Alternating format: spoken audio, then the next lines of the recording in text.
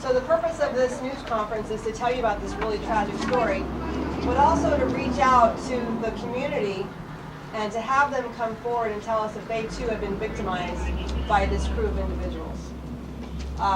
What we've known so far is that we have approximately 20 reported instances of rental scams occurring on Craigslist. We have an additional 15 victims who have not come forward yet to tell us that they have been victimized by this crew.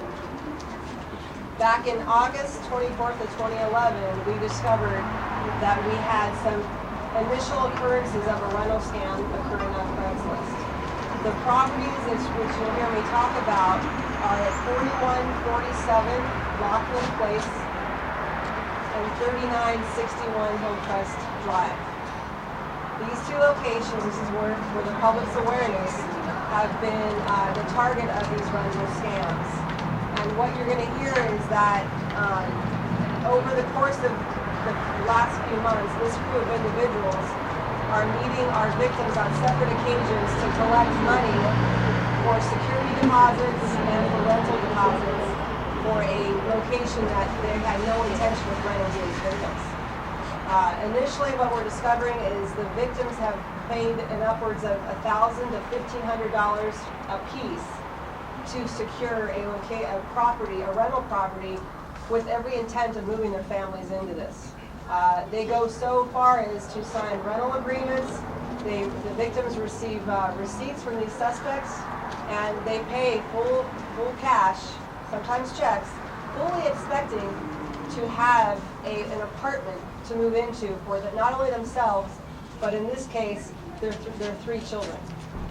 So what I'm going to tell you is that yesterday, we successfully arrested 3 individuals for these rental scams.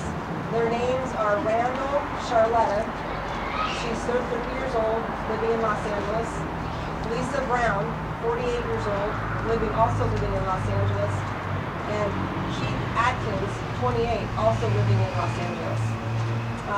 Through our investigation, we've uncovered a bank account of the suspects, and we are in the process of freezing that bank account in every attempt to somehow get restitution back for these victims. As you can all imagine, coming up with $1,500, whether it's cash, borrowing it from a loved one, to secure a residence, and then having to discover that you've been shammed, and then trying to come up with an additional $1,500 is almost unrealistic in today's economic climate. So again, I'm urging the public, I'm urging anybody that is listening to this news conference to come forward and help us in securing residences for these additional 30 victims, and also reporting to the L.A.P.D. Southwest Station of if they have been victimized by this crew of individuals. Before I turn it over for questions, Detective Chavez, who's the lead investigator on this, will give you a briefing. How you doing? Basically, the way this rent scam worked is the individuals posted properties for rent on Craigslist.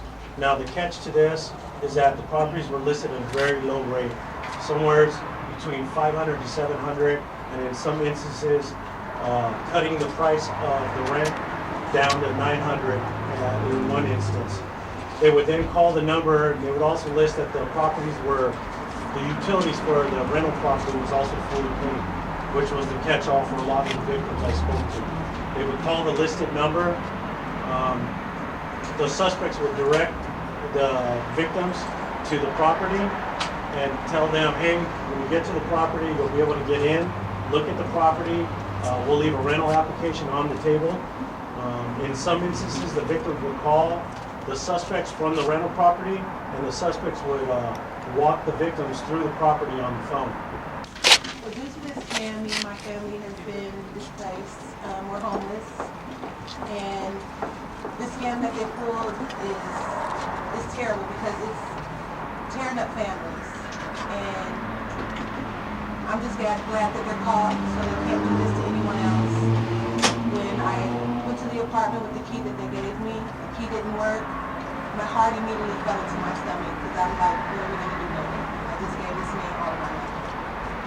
And I just hope that they realize that what they've done has caused and hurt a lot of families, and that they don't get a chance to do this to anybody else.